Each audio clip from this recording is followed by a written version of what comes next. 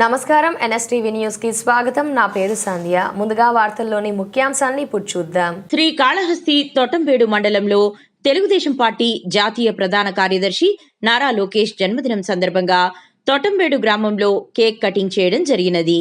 ఈ కార్యక్రమంలో తొట్టంబేడు మండలం ప్రధాన కార్యదర్శి Chillakuru Balasubrahmanyam Mudiraj, single window chairman Bheemala Bhaskar Mudiraj, Bheemala Venkatesh, Shiva, Chandu, రావి తేజ, కేశవ, తెలుగుదేశం పార్టీ నేతలు, నాయకులు పాల్గొన్నారు.